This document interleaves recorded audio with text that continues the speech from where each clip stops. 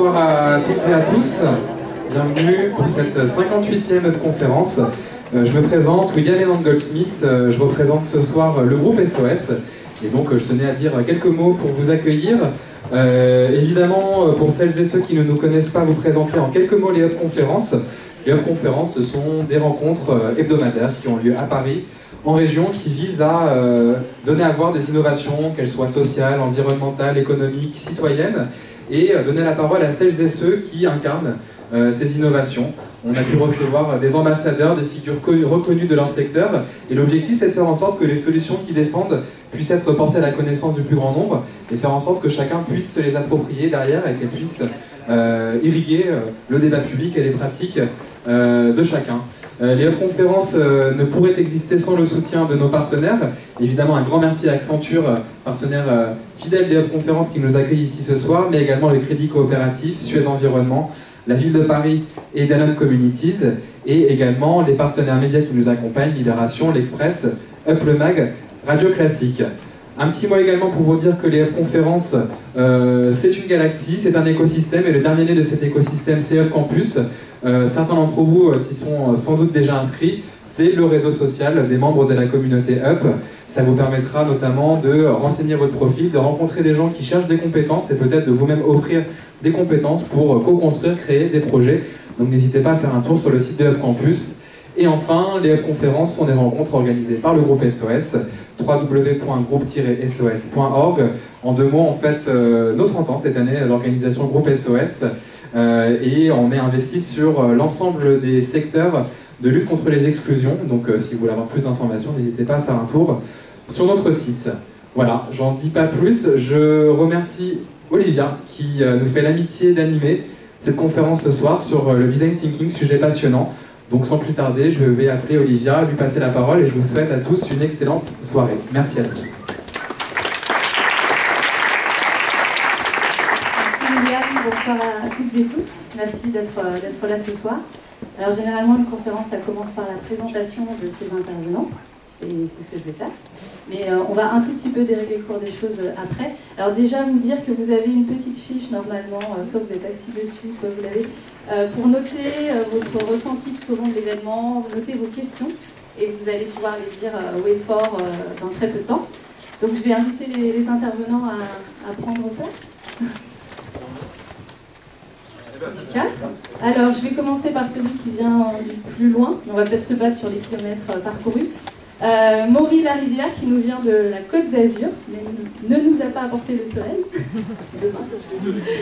Donc alors, Maury est designer, il est le cofondateur et le directeur de la Sustainable Design School, qui est une école qui forme de jeunes designers soucieux de l'homme et de la nature. Et Maury enseigne également aux Ponts et Chaussées, à l'école polytechnique, aux mines et à Sciences Po. Et Maury, est-ce que tu peux nous dire ce soir pourquoi tu es là? Certes, on t'a demandé de venir, mais qu'est-ce que tu as envie de partager ce soir avec les membres du panel et avec le public qui est très nombreux ce soir? Je sais que dans la salle, bonsoir à tous d'abord. Bon, peut-être un micro, ça sera plus facile. Bonsoir à tous.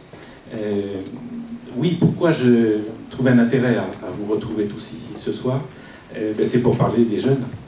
Pour parler des vocations de designers qui aujourd'hui se sentent concernés par les questions de la Terre, tout simplement, leur engagement, voilà, et puis curieusement aussi, l'engagement d'entreprises qui accompagnent aussi l'école, et puis partager avec vous vos questions et vos intérêts autour de ce design thinking dont on parle tant.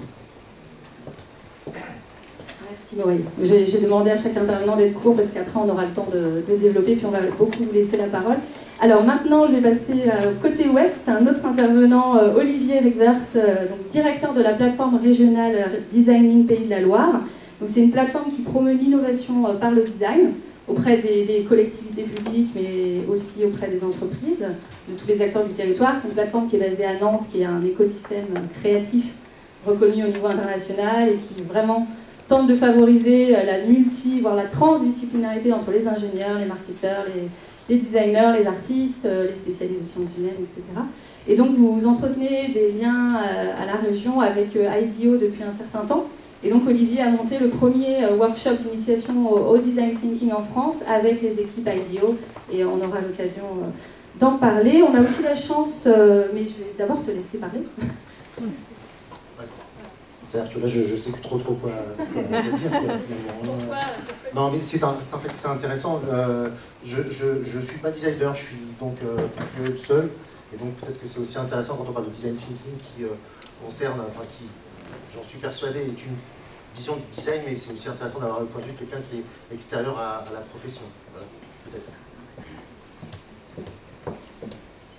On a avec nous 3 designers et donc un non-designer. C'est une bonne proportion pour moi. Donc, Pierre-Yves Panis, qui est aussi là avec nous et qui nous vient d'Eindhoven, aux Pays-Bas, puisqu'il a pris récemment la direction du design chez Philips Lighting. Auparavant, il était à la direction du design et user experience chez Orange, et avant encore à la même direction chez Legrand. Il a une expérience un peu aux 4 coins du monde, notamment une expérience de création d'ONG au Zimbabwe, pour voir comment utiliser les méthodes du design au service du développement. Donc Pierre-Yves, est-ce que tu peux nous dire aussi quelle est... D'abord, c'est un grand plaisir d'être ici parce que, comme tu disais, Maurice, c'est de l'échange. Moi, je le résumais de la manière suivante. Bon, bien évidemment, je crois que le design, c'est notre passion à tous et ça mérite d'être notre métier. Mais moi, je suis vraiment convaincu que le design, c'est l'affaire de tous. Et on parle de design thinking, on parle peut-être de design thinking process, peu importe le nom qu'on lui donne. Je pense que le design nous aide à rendre le monde meilleur, plus facile à vivre, plus utile aussi, et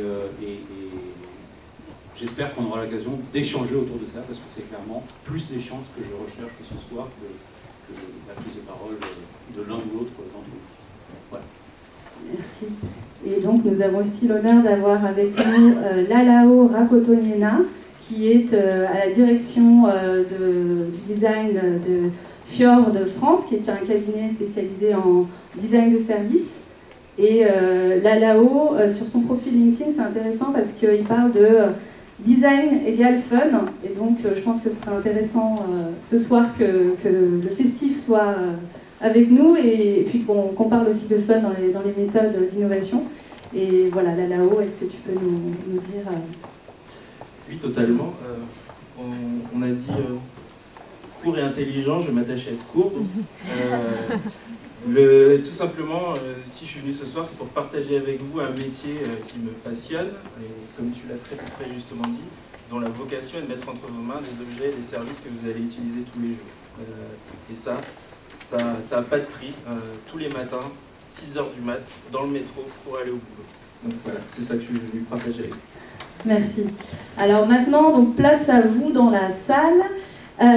Donc les intervenants ont été super briefés pour être spontanés et surtout pour vous écouter. C'était un brief assez simple.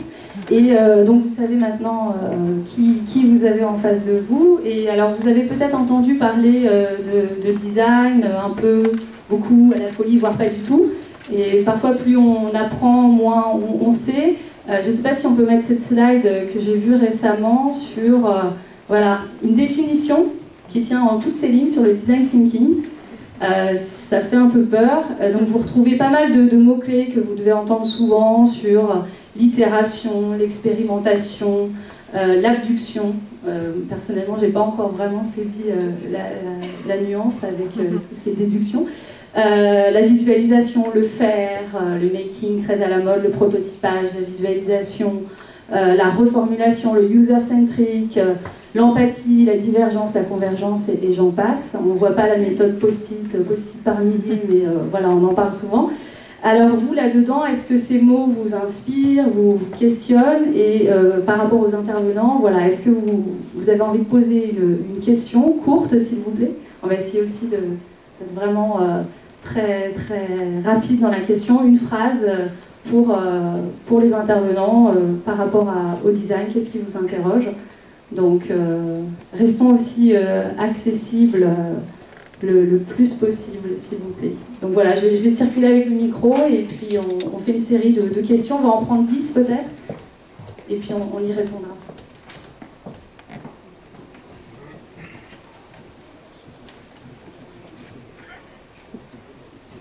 Oui, bonjour. Est-ce qu'avec l'approche de design thinking, on peut imaginer ou espérer faire changer les comportements individuels pour amener un bienfait collectif.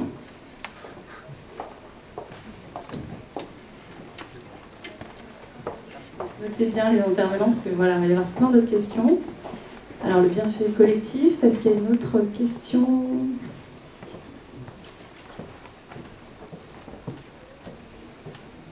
On pourra prendre aussi des questions écrites hein, si vous préférez. Pas une petite question par là? Je me demande toujours pourquoi il y a autant de designers et ma théière continue à pas pisser droit et mon moulinette ne pas faire ce que je veux et comme je suis gauchère en plus, il y a la moitié des outils qui ne me correspondent pas. Donc quand est-ce que ça pourra changer?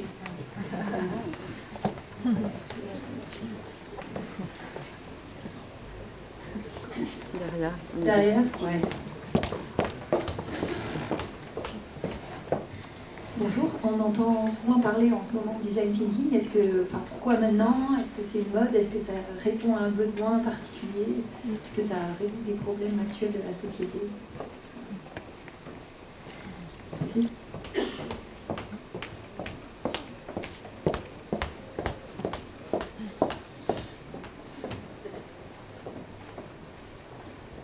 Alors moi, ma question, c'est comment mettre en place la démarche design thinking dans des grandes entreprises qui sont peut-être résistantes à ces démarches-là à l'heure actuelle.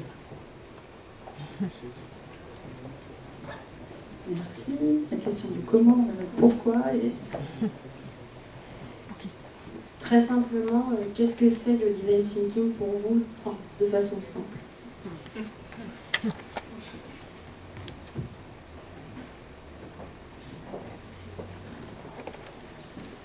Comment le design thinking peut aider à construire une politique ressources humaines? On en parlait dans la préparation tout à l'heure, c'est hyper intéressant. Une question par là. Comment le design thinking, à travers l'émergence de nouveaux paradigmes, fait évoluer la pratique du design?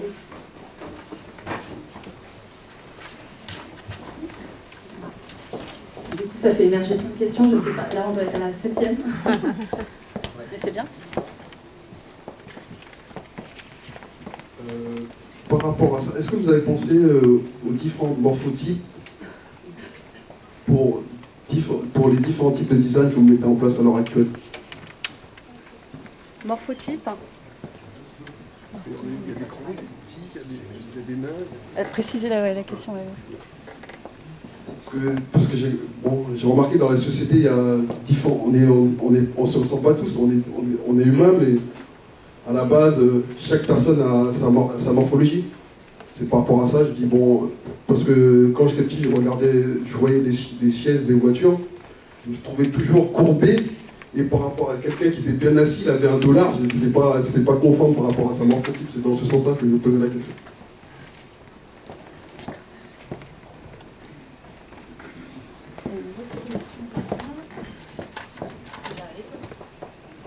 J'ai deux questions. L'une, c'est savoir comment vous positionnez par rapport au Fab Lab. Est-ce que c'est le développement des Fab Labs, par exemple, est quelque chose que vous voyez positivement ou pas? Et puis, d'autre part, je voulais savoir, est-ce que vous intégrez dans vos démarches de réflexion tous les enjeux environnementaux et sociétaux, et notamment, pour la faire courte, est-ce que vous intégrez l'économie circulaire?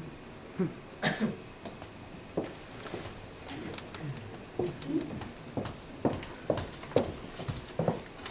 Bonjour, je voudrais savoir ce qu'il y avait avant le design thinking dans votre pratique professionnelle. Qu'est-ce qu'il y a? On va s'arrêter là pour... Vous parlez d'interdisciplinarité. Je me demandais si en fait il n'y avait pas un moment où il fallait aussi enseigner à chaque discipline de travailler ensemble. Parce qu'aujourd'hui on est très fragmenté dans nos études. Et à quel moment le design thinking intervient dans la formation? Merci. Donc on va s'arrêter là pour le moment.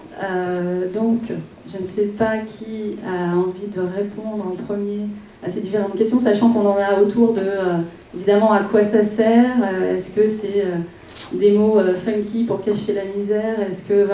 peut-être un petit détour par l'histoire, Maurice, je pense, au début, et après on répond à toutes les questions, mais sur de quand ça date finalement, et essayer de voir un peu les différentes influences du design, qu'est-ce qu'il y avait avant, d'où ça vient et à quoi ça sert réellement, ça, avec tous vos exemples en entreprise, en collectivité, comprendre réellement pour qui ça marche et comment on le fait concrètement dans la vraie vie.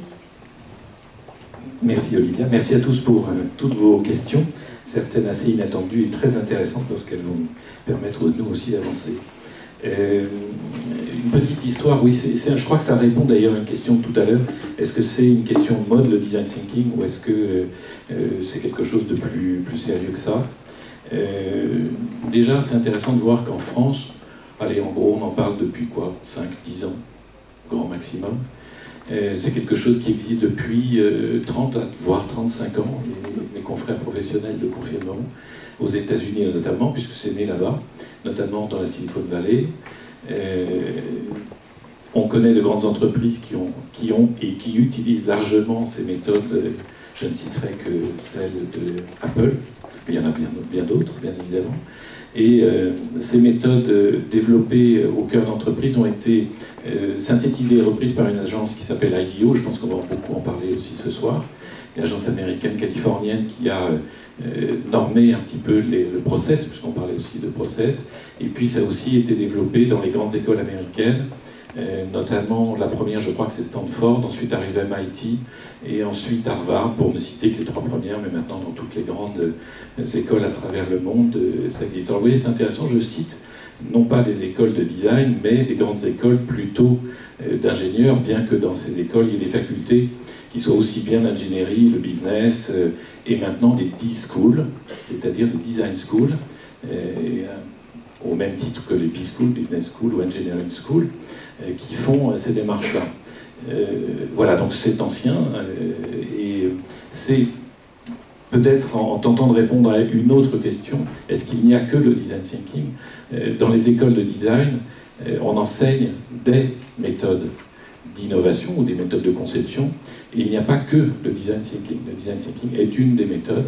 Évidemment, elle est très intéressante parce qu'elle emprunte aux designers un savoir-faire centré sur l'homme et centré aussi sur la transversalité des métiers qui participent à l'innovation, parce que d'abord on est beaucoup plus riche quand on est plusieurs, hein, les idées sont beaucoup plus fortes dans 2 têtes que dans une, voire dans 10 têtes que dans une. Donc l'idée c'est de mélanger les points de vue, de mélanger non seulement des points de vue qui sont des points de vue de compétences différentes, de métiers différents, ça répondra aussi à la question tout à l'heure de la transversalité des métiers, du décloisonnement, de rompre les silos, et puis aussi le brassage des compétences et le brassage des cultures. Je citais tout à l'heure dans notre préparation, dans le département de design de Renault, qui compte 450 à 500 personnes, le département de design, c'est à peu près 130 à 140 designers, et il y a 37 nationalités différentes au sein de ces designers. Voilà un petit peu très rapidement un portrait brossé de ce design thinking dans le contexte. Si j'ajouterais que c'est le patron d'IDEO, Tim Brown, qui dit que le design est trop important pour que ça n'appartienne qu'aux designers, en empruntant une phrase célèbre d'un certain Clémenceau, je crois, et pour montrer aussi que, voilà, on s'est inspiré de ces démarches de designers. Moi, nous, en tout cas dans notre école, on essaye aussi de montrer que même si beaucoup de ces métiers, notamment l'ingénierie et le marketing ont emprunté cette méthode, il est important de laisser des designers, des architectes, des métiers de la conception et des métiers d'art, entre guillemets, continuer à être acteurs au milieu des autres.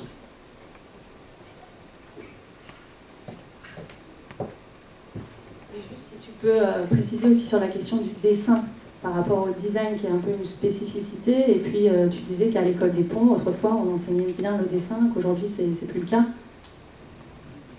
Oui, on enseignait autrefois dans toutes les écoles d'ingénieurs, vous avez des noms simples, arts et métiers, arts et manufacture qui est l'ancien nom de Centrale, on enseignait l'art. D'ailleurs, quand vous regardez cette époque des grands ingénieurs, Eiffel, par exemple, comment les œuvres, les ouvrages d'Eiffel qu'on connaît bien, ont été carrément dessinés avec des connaissances de l'esthétique, de la proportion, du bel ouvrage, etc.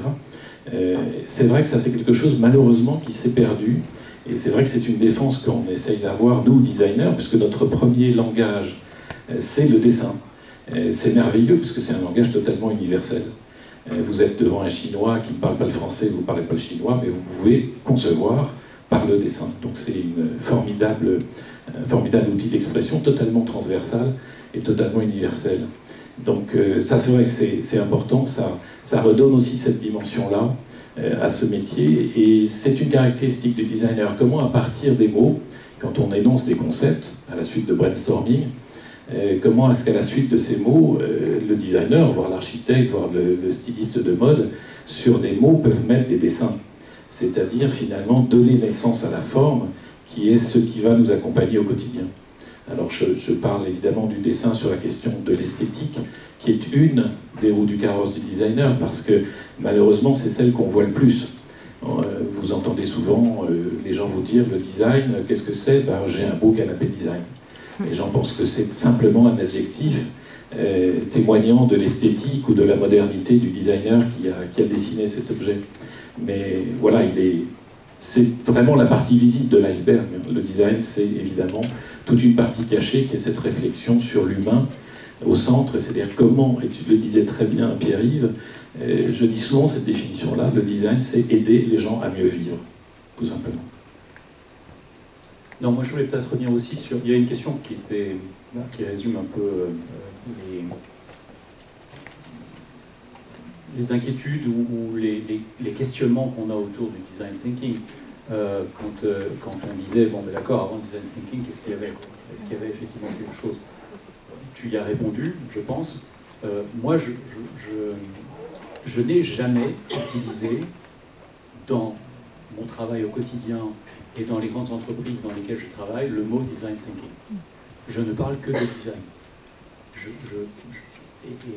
ne vais pas reprendre tout ce que Maurice vient de dire, mais quand je dis le design, c'est l'affaire de tous, c'est clair que le travail du designer est un travail qui cherche à essayer de comprendre ce qu'est la problématique que l'on adresse, dans un contexte qui est celui d'une entreprise, et de faire en sorte que la théière coule mieux, par exemple, et qu'on puisse la vendre au bon prix, bien évidemment, etc. Mais c'est un travail finalement relativement simple. Et quand je dis le design, j'essaie de faire en sorte que ce soit l'affaire de tous. Si on reprend l'exemple d'Apple, il y a eu un article assez intéressant dans Wired Magazine il y a pas tout à fait un an, d'un ancien collaborateur de l'équipe de Jonathan Ives qui disait finalement on pense qu'il y a une recette miraculeuse chez Apple, qu'on a des designers canons, et il dit c'est pas tout à fait ça. Ce qu'on a surtout, c'est que tout le monde pense design, et tout le monde s'aligne dans la même direction. Tout le monde essaie de faire en sorte que l'expérience qu'on va livrer soit la bonne, et qu'elle soit au service, bien évidemment, de la stratégie de l'entreprise, mais qu'elle soit au service de la valeur que l'entreprise, la structure, peu importe, la ville, essaye de fournir à son usager. Et en fait, oui, bien sûr, la technique du dessin est une technique universelle et c'est le moyen qui nous permet de représenter une idée, mais quelque part, et Dieu sait qu'on y réfléchit, lorsqu'on est étudiant, on se pose la question d'ailleurs à un certain moment, et pourquoi je dessine? Et quand tu dis aujourd'hui on dessine moins, et c'est clair qu'aujourd'hui quand on va dans les écoles de design, là où moi j'ai appris dans des écoles de design à vraiment dessiner la perspective à l'ancienne, on allait dans... il fallait qu'on comprenne comment volumiquement quelque chose était construit. Aujourd'hui, on parle de surface et on a des outils qui nous permettent d'éviter de faire ça, d'éviter entre guillemets. Mais au bout du bout, la seule chose qui est intéressante, la seule chose qui est utile, c'est qu'on soit en mesure de rendre palpable, compréhensible le concept. Que ce soit un storyboard, que ce soit une vidéo, que ce soit ce qu'on appelle du motion design, etc. Et si on revient donc finalement un fil conducteur dans les questions que l'on a pu avoir, qui est design thinking, design machin, design truc, design... finalement, Voilà, très bien. Ketchup mayonnaise, disait, donc très bien. Finalement, les designers ont peut-être, par manque de reconnaissance pendant assez longtemps, en tout cas leur perception d'un manque de reconnaissance de la valeur qu'ils amenaient dans l'économie, dans l'entreprise, dans la société, trouvé des espèces de... Je suis désolé de le présenter comme ça, hein, je parle de manière peut-être un peu simple, mais des méthodes. Et c'est vrai que quelqu'un a parlé de mode, donc il y a des cycles. Alors, on a essayé, effectivement, à un certain moment, on a parlé de... et on continue de parler aujourd'hui de design d'expérience, de design d'interface. Alors, il y a des spécificités, on va parler de design d'espace, on va parler de design produit. Certaines écoles ont commencé à proposer du design de produits soft, du design de produits durs, etc. Et c'est évident que certains métiers et certaines pratiques de métiers peuvent nécessiter une sorte de spécialisation. Mais le fil conducteur reste le design. Le design, c'est quoi? C'est observer le contexte dans lequel on travaille, c'est développer avec l'ensemble des stakeholders ou des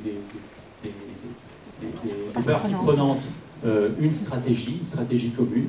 Le design n'est pas le seul créateur de cette stratégie, mais certainement son travail d'observation et son travail de mise en lumière des problématiques va aider à créer cette stratégie. Et une fois qu'on a fait ça, c'est l'acte de création, de form giving, de donner une forme au propre et au figuré, aux produits, aux services, aux interfaces qu'on va livrer par la suite.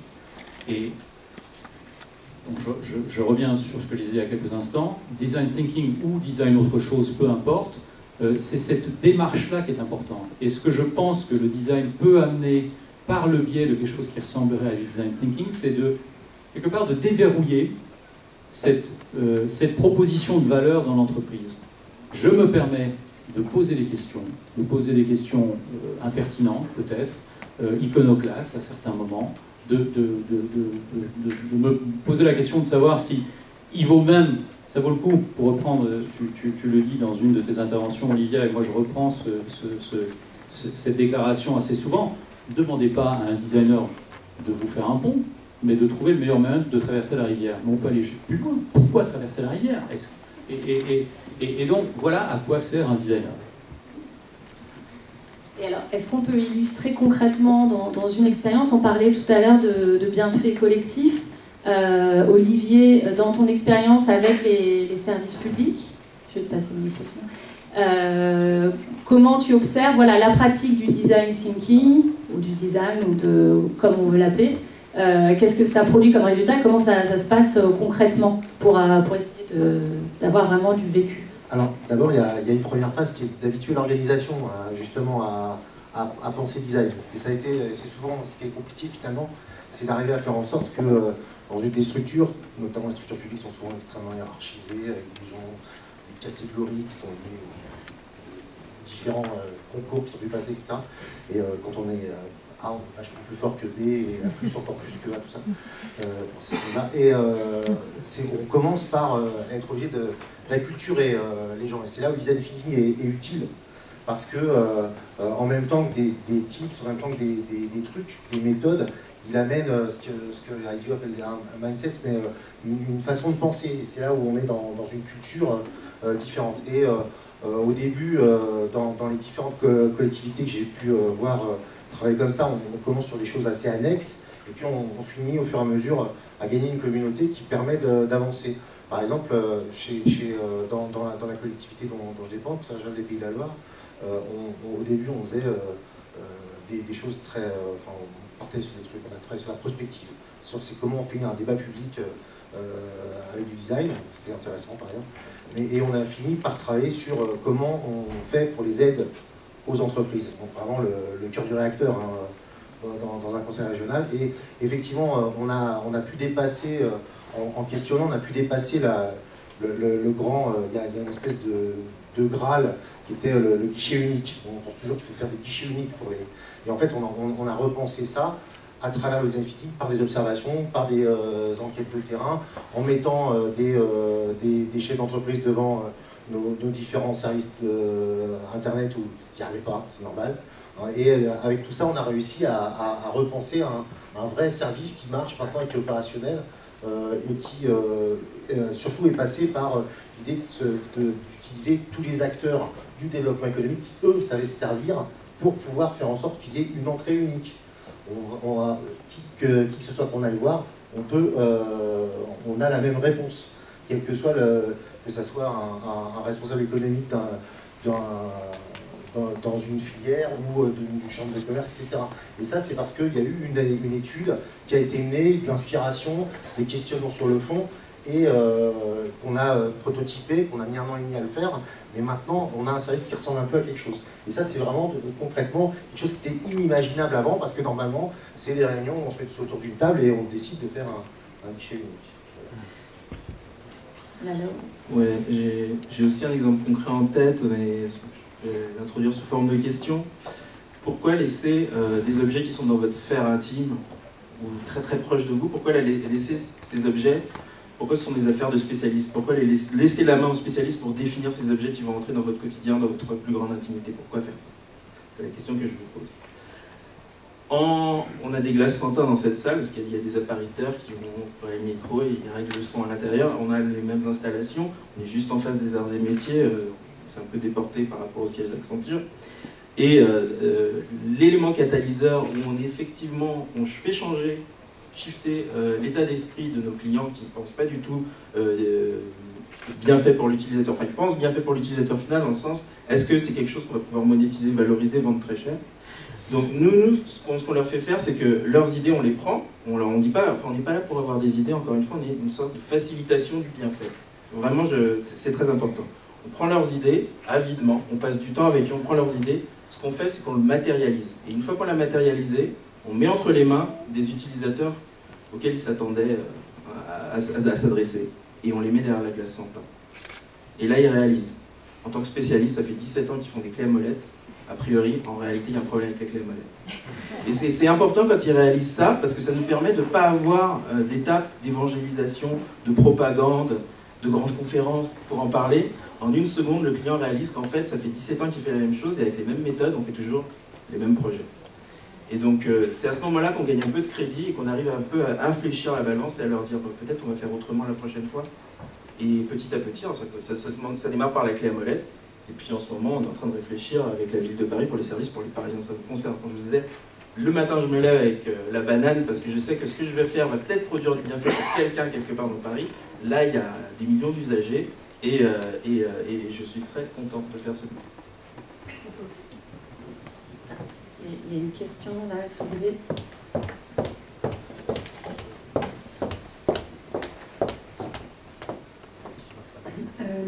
Oui, alors ma question c'était que là on entend beaucoup parler de différentes postures. Donc il y a d'un côté designer, architecte, ingénieur, de l'autre côté usager, utilisateur.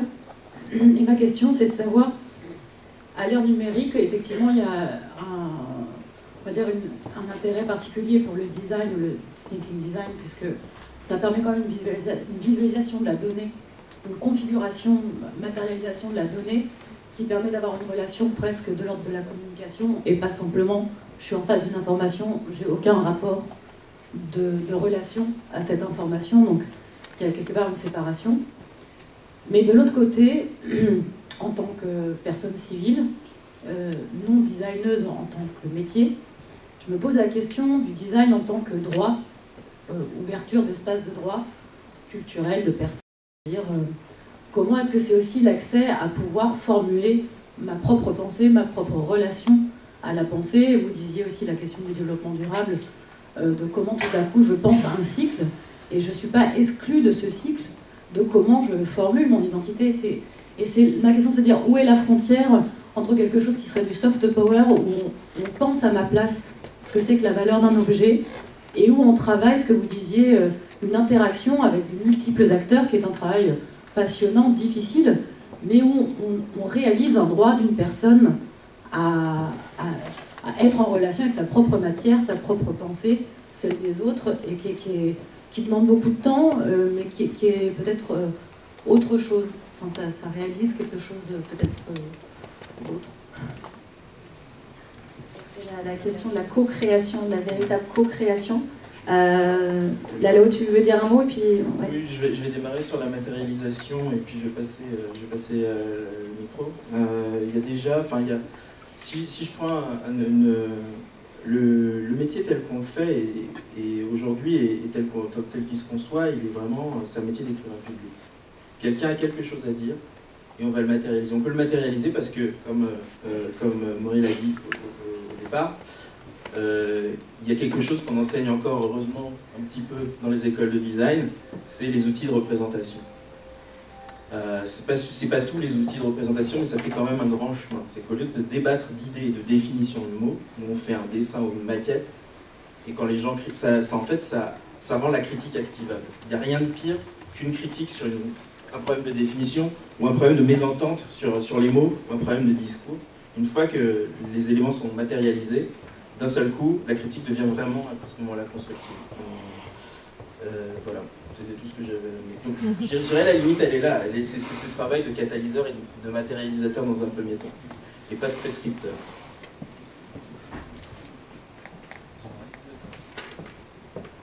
Oui, je voulais rebondir aussi sur votre question qui était longue et assez complexe, mais très intéressante pour nous.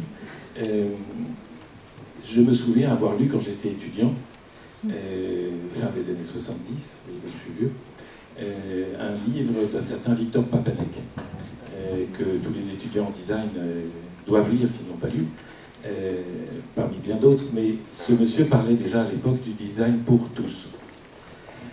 C'était une ouverture, c'était les mouvements de remise en cause de premiers mouvements écologiques, etc., et un regard sur la planète. Je disais tout à l'heure, et j'allais revenir là-dessus, que le design thinking n'est pas la seule méthode, le seul process qui est enseigné, ou qui existe, et j'aimerais citer à ce propos-là l'approche de la frugal innovation, aujourd'hui frugal innovation, ou alors innovation frugale, qui part complètement du terrain.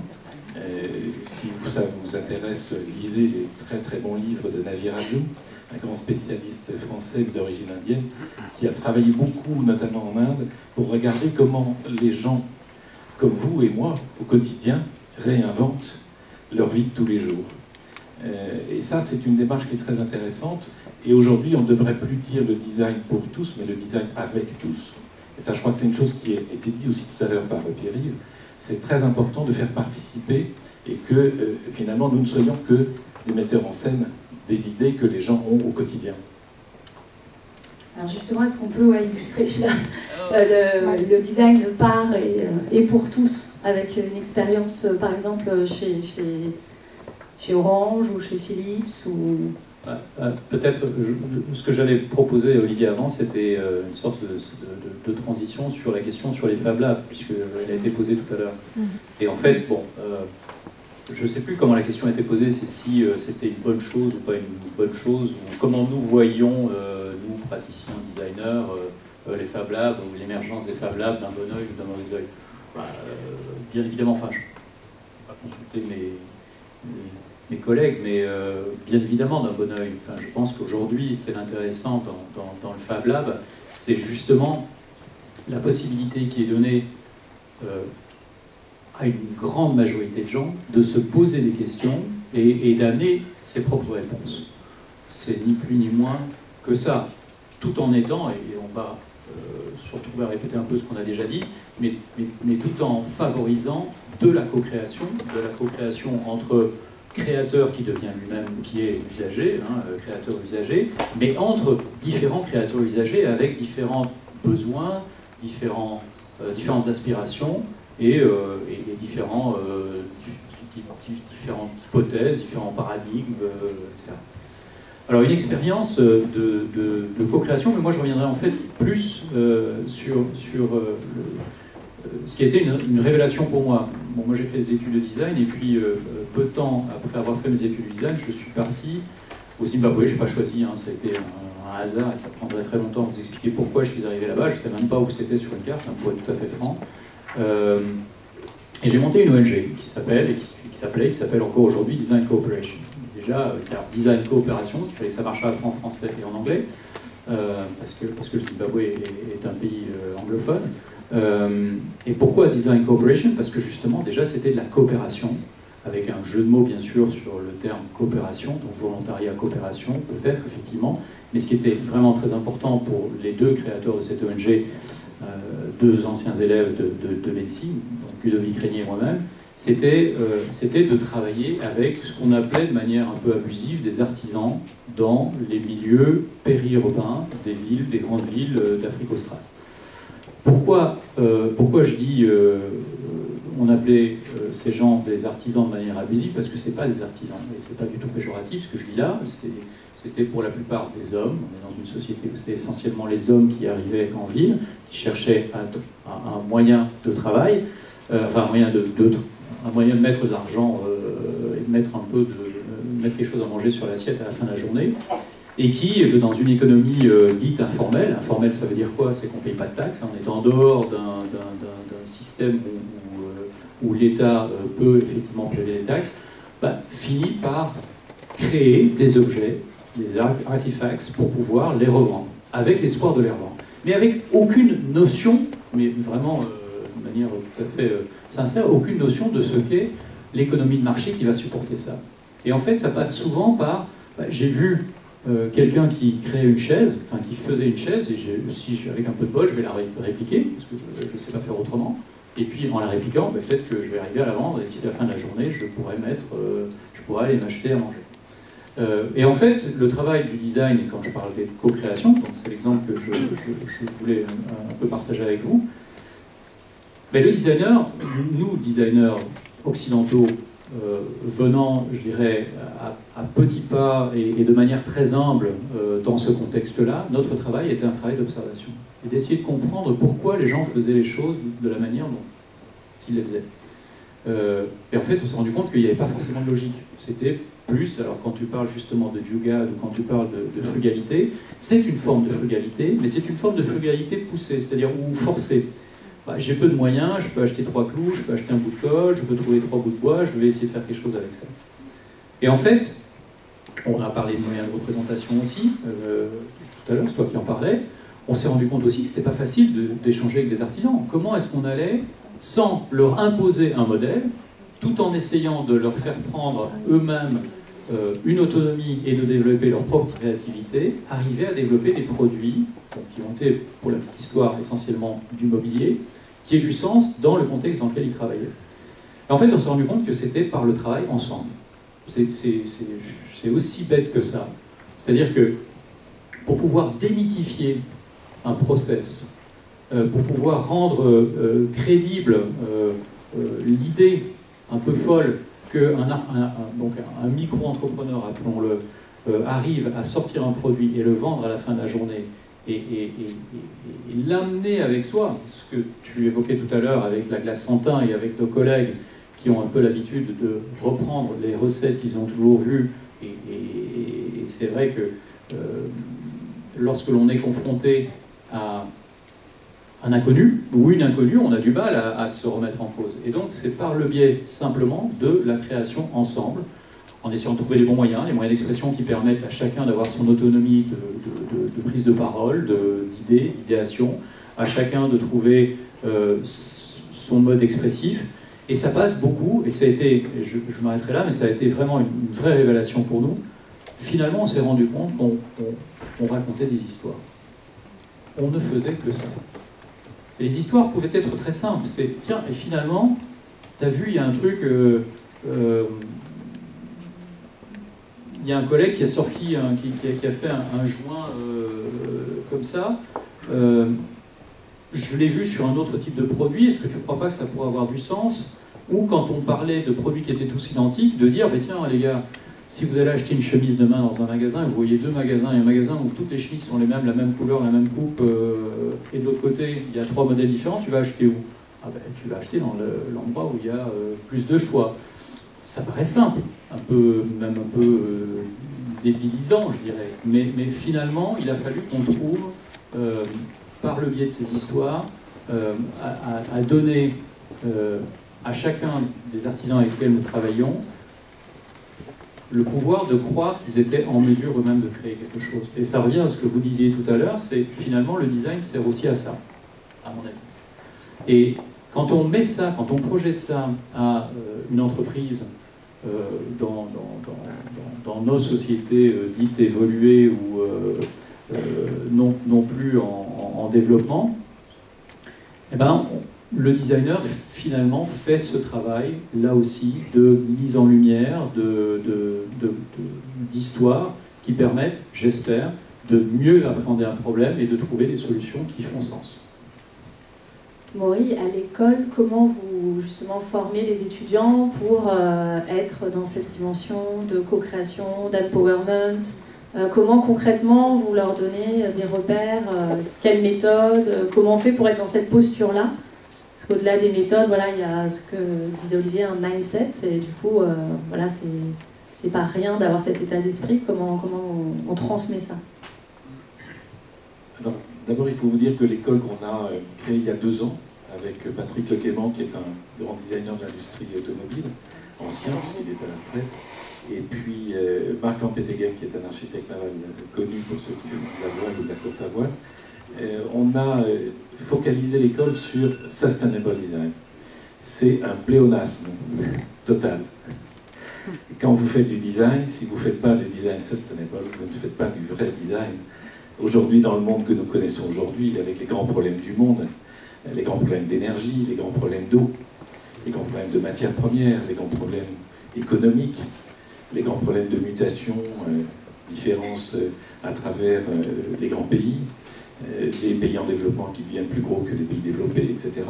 Si vous n'avez pas conscience de ça quand vous êtes étudiant, designer, et si l'école n'a pas cette conscience-là, je vous rassure, elles l'ont toutes. Vous ne faites pas un design contemporain. Donc, si ce pléonasme est le nom de notre école, c'est pour insister sur cette question-là et pour essayer d'aller peut-être un peu plus loin, en tout cas d'engager, de faire venir autour de nous des gens qui ont envie de développer cette responsabilité, peut-être dans un sens encore plus aigu. Donc, voilà, l'école existe depuis à peine 2 ans. On était très surpris tout d'abord de voir, parce que vous ne faites pas une école tant qu'il n'y a pas d'étudiants, ce sont les étudiants qui la font, de voir des étudiants qui ont choisi d'être engagés aux côtés de notre idée et des valeurs de l'école, et même souvent d'être engagés beaucoup plus loin. Et là, je vais vous dire que les rôles sont inversés. Nous, à la direction de cette école, on apprend énormément de cette génération de jeunes qui arrivent et qui ont déjà une vision très ouverte sur le monde, très collaborative. Je citerai peut-être des exemples tout à l'heure. Donc déjà, on apprend, tu vois, peut-être presque plus qu'on enseigne. Et tu peux nous citer maintenant un exemple justement d'une vision qui a ouvert peut-être des champs avec des partenaires? Oui, alors on travaille aujourd'hui, alors ça c'est la première chose, c'est les étudiants. La deuxième, puis je vais venir à ta demande, ce sont les entreprises. On a vu on voit de très belles entreprises venir sur ces questions-là. Grosses entreprises, Hermès, je pense à BMW, je pense à Suez Environnement qui est un de vos partenaires, des entreprises comme ça qui se posent des grandes questions sur l'évolution de leur avenir. Et voilà, tous engagés dans cette idée-là. Alors par exemple, on travaille avec Renault sur un programme qui s'appelle Mobilise, développé par la RSE, responsabilité sociétale et environnementale de l'entreprise. C'est intéressant parce qu'on ne travaille pas avec le design, on ne travaille pas avec le département de design de l'entreprise, on travaille avec cette RSE sur les questions de nouvelle mobilité en Inde, pour la région de Chennai, qui est la 6e ville d'Inde, qui connaît évidemment des problèmes très importants de mobilité de populations pauvres, en gros 50 km en rayon autour de la ville. Et bien évidemment, ces personnes pour qui on travaille sont des personnes qui sont dans le milieu de la pyramide, c'est-à-dire des gens qui gagnent par famille à peu près 3 à 6 dollars par jour, ce qui ne vous permet pas d'acheter une voiture, ce qui ne vous permet pas d'acheter une moto, et même pas une mobilette, et parfois un vélo d'occasion et encore. C'est pour ça qu'on voit ces fameuses photos en Inde d'une famille complète sur un vieux vélo. C'est intéressant parce que les étudiants ont des visions très pertinentes à partir du moment où on les entend dire dans l'école, vous savez, moi je ne vais pas mettre 2000 à 2500 euros dans un permis, et puis pourquoi est-ce que je vais investir dans une voiture? Mais non, il y a Blablacar, il y a plein d'autres moyens de se déplacer, etc. Les jeunes aujourd'hui sont dans une formidable regard sur le futur, et les solutions qui ont été apportées par les étudiants sur cette problématique de mobilité en Inde sont vraiment des solutions de scénarios. Les designers, là, ne dessinent pas d'objets, il n'y a pas d'argent pour acheter des objets. Donc c'est beaucoup plus des scénarios de partage, des scénarios de collaboration, des scénarios même, des business models pour des gens qui ont des moyens très peu développés. Donc ça, c'est un des exemples de projets qu'on a développés à l'école. C'est le design du sujet avant l'objet, tu cites souvent l'exemple de la chaise, c'est pas la chaise qu'on cherche, mais c'est comment s'asseoir, et du coup c'est l'environnement, le Oui, ça contexte. c'est très important, c'est la partie cachée de l'iceberg dont je parlais tout à l'heure.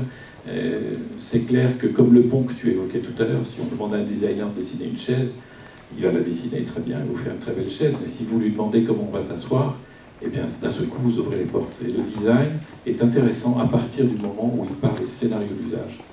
Vous imaginez beaucoup plus de choses quand vous pensez comment les gens vont mieux vivre demain que si vous parlez de produits. D'ailleurs, on a une chance extraordinaire aujourd'hui, c'est que les designers ne font plus que des produits, ils font aussi des choses virtuelles, du numérique et tas d'autres choses, des services qui ne sont pas matériels. Et là aussi, ça se design. Et ça alors, dans l'action publique, comment ça se passe? Les scénarios d'usage, comment sont utilisés ces outils ou quel autre type d'outils? Et comment on prend en compte, pour rejoindre la question de monsieur sur la diversité des profils, comment on arrive à prendre en compte la diversité des situations, des usagers? Il y a des techniques, enfin c'est pas moi qui vais expliquer les personnages, étant seul, pas designer. Aussi, ça peut être pas mal de rappeler un peu les outils qui existent. Il y a des techniques, on voit des archétypes de comportement et on teste les différents scénarios d'usage par rapport à ces archétypes de comportement. On peut voir comme ça des choses émerger, voir si ça correspond à tous les publics, etc. On va pouvoir utiliser des outils comme les utilisateurs extrêmes aussi, qui permettent de voir que les gens qui ont une utilisation atypique d'un service, comment... Juste qu'est-ce que tu entends par utilisateur extrême? Alors, typiquement, je vais vous raconter. Là, à Nantes, on a un débat autour du franchissement de la Loire. On parlait de franchissement de la rivière, c'est un problème sur une agglomération qui augmente de 10 000 personnes chaque année. Et dans la discussion sur comment on franchit la Loire, il y a un groupe qui a été particulièrement travaillé, qui est les ambulanciers du Sud-Loire, qui travaillent au Sud-Loire, qui vont à l'hôpital qui est au Nord-Loire à toute heure du jour et de la nuit, y compris à des moments où il y a des gros embouteillages, et quelles étaient leurs pratiques, ce qui permettait d'inspirer les gens qui étaient à la recherche de solutions. Et puis après, on va chercher d'autres utilisateurs comme ça, atypiques, qui peuvent permettre de comprendre comment on peut faire. On peut utiliser les points de contact, les scénarios d'usage à tout moment pour faire en sorte de bien être sûr de couvrir la question. Il y a eu notamment, je crois que c'est le département de Loire-Atlantique sur les PMI, donc sur les enfants tout en bas âge. C'est plutôt en semaine que ça se compte, les enfants, enfin c'est des petits enfants. Quel était le parcours d'une maman dans un accueil, et quand on a fait voir ça aux élus en charge du dossier, ils ont voulu changer tout très rapidement, ils se sont rendus compte que c'était quasi de la torture, quoi. Et donc tout a été repensé en fonction de ça, parce qu'on a fait un scénario d'usage, on a couché sur le papier tout ça, et tout a été redessiné à partir de là. Je veux bien parler des Fab Labs à un moment donné, parce que j'en profite là, il y a un élément supplémentaire par rapport au fait que ça donne une chance aux gens de faire des formes et de tester des choses, ce qui est quelque chose de très intéressant. Moi j'héberge un Fab Lab dans mes locaux qui sert beaucoup pour les étudiants, et notamment pour des projets interdisciplinaires. On essaie de faire en sorte que ce soit des écoles de design avec des ingénieurs, etc., qui inventent des choses ensemble, mais ça sert aussi pour la prise de conscience des gens à qui on fait toucher du doigt le design, parce qu'on ne veut pas non plus évangéliser, on s'est rendu compte que ça ne marchait pas de toute façon, donc on fait vivre des expériences de design sur une journée, sur deux, et en s'inspirant beaucoup du design thinking, et de l'inspiration, de l'empathie, de tout ça. Alors ça, des fois ça marche, des fois ça marche pas, les gens ne se rendent pas bien compte, ils ont l'impression qu'ils ont écouté alors qu'en fait c'était pas très vrai. On leur dit mais ils éludent, je parle des cadres qui ont fait ça. Alors sur la partie idéation, ils ont tous touché des post-it de préjoint, donc ils savent, enfin ils sont encore en zone de sécurité, mais par contre quand il s'agit de faire un prototype, le Fab Lab leur permet de donner une forme à peu près, enfin avec une bonne découpe vinyle, on peut commencer à faire quelque chose de à peu près correct, et là on arrive au test. Et là, pour le coup, ils se retrouvent devant ce que c'est que la pensée design et être capable d'apprendre des autres quand on met derrière une vie de Santin ou pas d'ailleurs, les gens face à leur production qu'ils trouvent géniale forcément. 3 jours ils sont là-dessus, ils ont travaillé avec des designers californiens quand on avait un truc avec Edio, donc ils ont l'impression qu'ils touchent du doigt le Graal et ils se rendent compte combien c'est déceptif et là ils prennent en considération une bonne fois pour toutes ce que c'est que la pensée design. Voilà. Donc c'est un autre usage aussi des ateliers de fabrication numérique. Oui, et là-haut, en préparant la conférence, on parlait aussi du prototypage comme outil de changement, de shift dans les états d'esprit aussi, puisque finalement les gens avaient une autre vision du monde après avoir expérimenté concrètement ensemble. Exactement. Alors je ne vais pas faire l'article de toutes les méthodes parce qu'on a un cahier avec 200 méthodes dedans qu'on fait lire aux nouveaux arrivants chez Fjord. Certains sont arrivés il y a 2 ans, ils sont toujours en train de lire le cahier. Donc on va pas refaire ça ici, mais oui, il y a certainement il se galvauder en ce moment dans les entreprises, la disruptivité, le travail collaboratif, la pluridisciplinarité, etc. Quand ils viennent nous voir et que finalement, enfin, c'est pas eux qui viennent nous voir d'ailleurs, c'est nous qui allons les voir. Quand on va les voir et finalement on leur explique par l'article comment va se dérouler la mission, ils tombent de leur chaise parce qu'en fait, travail collaboratif, pour nous ça veut dire un brief le lundi, une démonstration le jeudi. Eux ils pensaient, un copil dans 1 mois, dans 2 mois. En fait, toutes les semaines il y a une livraison, toutes les semaines il y a un truc tangible à mettre entre les mains de personnes qui vont l'utiliser, qui vont dire c'est nul. Et c'est normal. La plupart du temps, les théières sont nuls et je suis tout à fait d'accord. Et c'est ça qui est important de savoir en fait pour un fabricant de théières, c'est pas que les théières se vendent, c'est qu'elles sont nulles.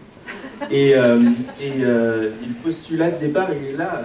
Je pense qu'on parlait, ça va me permettre, génial, de recouper avec la question sur les ressources humaines. On a eu une politique qui, même moi, m'a déstabilisé complètement au moment où on a commencé à recruter des collaborateurs ici à Paris. Parce qu'on recrutait des Australiens, mais des Chinois, mais qui étaient germanophones, un Malgache francophone, etc. Et donc une sorte de multidisciplinarité ou une multiculturalité déjà au sein de la petite équipe qu'on était. Et le premier élément qui nous réunissait, c'était qu'on n'acceptait pas le statu quo. On n'accepte pas le statu quo. Déjà, on n'est jamais d'accord, et puis on n'accepte pas le statu quo. Puis on n'est pas entre Français, on n'est pas d'accord avec nous-mêmes, on est constamment challengé par les collègues qui normalement sont censément d'accord avec nous, ils faisaient des idées, mais pas du tout en fait. Et donc ça commence là. Quand on arrive avec une équipe comme ça chez un client, on remet les choses un petit peu à plat, parce que le chef qui est arrivé à son poste et qui est persuadé que maintenant, comme il est chef, il va tout le temps avoir raison, dès le premier test derrière la glace Santin, il s'aperçoit qu'en fait, ça va être problématique de garder cette posture. Et d'un seul coup, la voix des gens qui connaissent vraiment le terrain prend beaucoup plus d'importance. Et c'est une gymnastique de tous les instants. Moi, je passe pas mon temps à faire du design en tant que, je passe pas mon temps à dessiner des objets et des services. Je passe mon temps à mettre en place des méthodologies qui prennent en compte toutes les émergences, les résistances, les contingences qu'il y a chez moi et chez mon client pour que ce travail ensemble se passe le mieux possible. Je crée des méthodologies de travail, c'est mon métier. Je design des méthodologies de travail, s'il fallait vraiment dire un mot design là-dedans pour que ça reste dans le fil rouge de la conférence. Mais non, je conçois des méthodologies de travail ensemble. C'est vraiment, je me lève à 6 h, je vois les équipes, je dessine la méthodologie, on voit le client n'est pas prêt pour livrer le jeudi, donc on va faire une livraison interne, donc je change les libellés de ce qu'on va faire dans la semaine, j'essaye d'affecter des tâches, on fait le mercato, j'ai pas envie de faire cette tâche, je vais le filer à quelqu'un d'autre. L'autre personne est occupée, il faut la filer à une 3e personne. Ah, peut-être qu'on va recruter un free pour prendre... C'est ça, mon travail. Et la dose de créativité que je mets dans mon travail, elle est dans cette capacité à rebondir systématiquement tout au long du projet. Et l'intérêt du projet, elle est portée par les utilisateurs pour qui le projet est fait, en partie. L'expertise des domaines que ce projet adresse, elle est portée par mon client parce que c'est son métier depuis 30 ans et je ne vais pas commencer à devenir banquier. Je travaille avec des banquiers. C'est pas du tout mon métier. Et puis en plus, 2 et 2 pour moi font 5. Donc ça va très vite. La banque, j'ai tout de suite été sorti. Je m'en suis aperçu à 16 ans quand j'ai travaillé au Tri-Postal pour compter les chèques. J'ai duré une semaine. J'avais une calculette, j'ai duré une semaine. Néanmoins, voilà, c'est ce travail de facilitation constante et de ne jamais se satisfaire du moment où on dit c'est bien, c'est fini, c'est forcément ça qu'on va faire. Attends, donne-le à quelqu'un. J'avais une discussion hier soir, je rapportais, quand on préparait la conférence, j'ai eu une discussion avec un ami qui est comédien au théâtre. Et il me disait finalement, je t'envie, parce que moi, je suis critiqué quand la pièce est montée et jouée, et la pièce ne changera plus.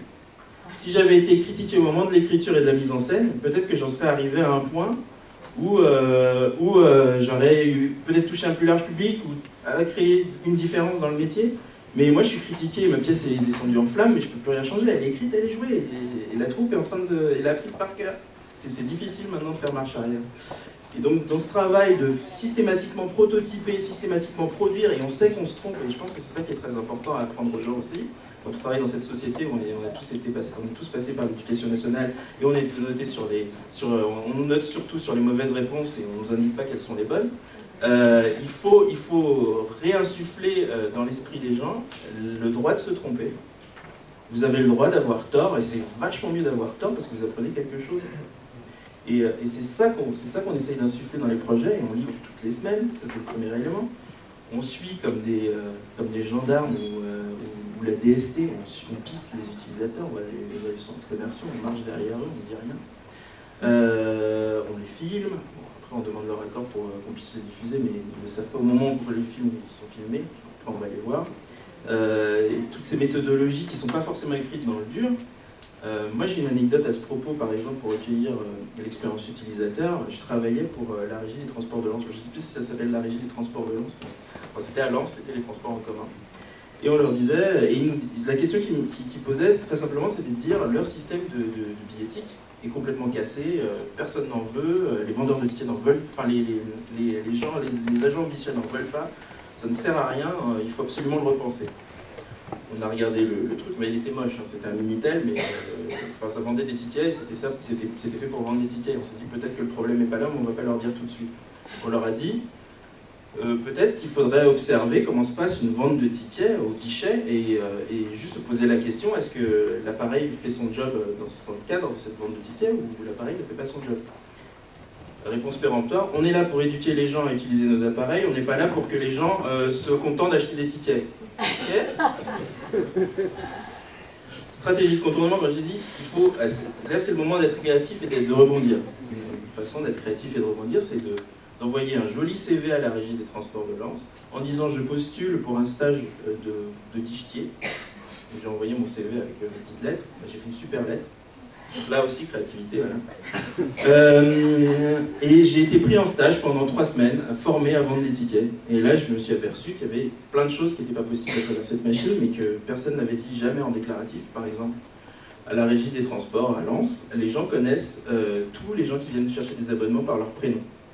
Donc le guichetier connaît tous les clients qui viennent à son guichet, il les connaît par leur prénom. Ils savent lesquels sont RSA, lesquels touchent des aides sociales, à quel moment du mois ces aides sociales arrivent, donc à quel moment du mois ils peuvent payer l'abonnement mensuel. Donc ils leur donnent les abonnements en avance. Mais avec la machine, c'est pas possible de sortir un ticket sans rentrer de l'argent. Donc le problème, il est dans un dispositif de paiement, c'est pas le problème de machine, c'est un problème de dispositif de paiement, de moment où on insère le paiement. Et ça, si j'avais pas été pris en stage, je m'en serais jamais aperçu. Déjà, la valorisation du métier du guichetier, qui est finalement un acteur social de la plus haute importance comparativement à tout le reste. Et puis la raison pour laquelle il se lève le matin parce qu'il aime bien le contact humain. Et c'est pour ça qu'il est guichetier, c'est pas parce qu'il n'a rien trouvé d'autre. Enfin vraiment. Et je pense que c'est ça qui est très important. Et ce qu'on leur enlève avec cette machine, c'est la dignité de leur métier et la raison pour laquelle ils se lèvent le matin. C'est pas un problème de machine, c'est juste un problème de posture et de dispositif. La question de l'étude de l'expérience. Juste pour prolonger, je vous passe la parole tout de suite, la question sur les RH. est-ce que vous observez dans les organisations avec lesquelles vous travaillez une évolution sur la définition des compétences du coup, qui prennent en compte l'agilité, ce que tu disais, la versatilité, la curiosité, le fait d'être en capacité d'observer, de se mettre à la place de l'autre. Est-ce que ça commence à rentrer aussi dans des critères qui sont valorisés dans les organisations? Comme on a discuté un petit peu en préparation de cette conférence, c'est vrai qu'on s'est tous un peu cassé le nez, les uns et les autres, lorsqu'on a dû, entre guillemets, rentrer dans le moule. Et comme tu viens de le dire, on essaie, pas forcément par principe, mais il est hors de question de rentrer dans le moule. Donc, pour vous donner un peu un état des lieux, dans beaucoup de grosses entreprises, lorsque vous embauchez un designer, et qu'effectivement, le système en place va essayer de jauger de la pertinence du candidat ou de la candidate qu'ils ont en face d'eux, ils sont effectivement démunis, parce qu'ils n'ont pas les clés de lecture et éventuellement la bonne... les bons... Ils ne sont même pas au courant des critères qu'il faudrait éventuellement évaluer et des capacités des candidats. Ça évolue, franchement ça évolue. Je pense qu'à partir du moment où le design est en mesure de montrer de manière vraiment très, très pratique, alors dans les grandes entreprises ça passe par une sortie de produit en temps et en heure, un service qui est plus apprécié, et effectivement au bout du bout ça a une incidence soit sur le chiffre d'affaires de l'entreprise, soit sur son image et sur l'adhésion que cette entreprise ou que cette marque va réussir à générer. Mais à partir du moment où il y a la prise de conscience que le design va amener ça, je ne sais pas si je peux aller jusqu'à dire que ça se transmet à d'autres métiers, où ces critères, ces critères et cette lecture est alors plus utilisée dans d'autres métiers. Moi, ce que j'ai pu constater dans mon quotidien, c'est que les RH ayant plutôt tendance à tourner, à s'occuper de différentes typologies de métiers, forcément, ça aura une incidence sur la manière dont on appréciera les capacités créatives, les capacités de remise en question des uns et des autres, quel que soit leur métier. C'est malheureusement, moi je considère qu'aujourd'hui c'est encore un vrai problème. Il y a quelques entreprises, Oxylane par exemple aujourd'hui, ou Renault, tu le mentionnais tout à l'heure, dispose de ressources humaines qui sont spécialisées dans les métiers du design et qui sont donc en mesure de mieux accompagner non seulement l'embauche, parce que c'est pas que l'embauche, parce qu'après c'est aussi le parcours de carrière de ce ou de cette designer. Comment est-ce qu'on fait pour créer, là aussi, des parcours qui permettent aux designers d'évoluer, de peut-être devenir une sorte d'expert dans l'entreprise. Et tu l'évoquais toi aussi, on peut se retrouver avec un designer qui aura une énorme valeur ajoutée à l'entreprise et qui, parce qu'il n'a pas X années d'expérience ou il n'a pas le bon pédigré, ne sera pas valorisé.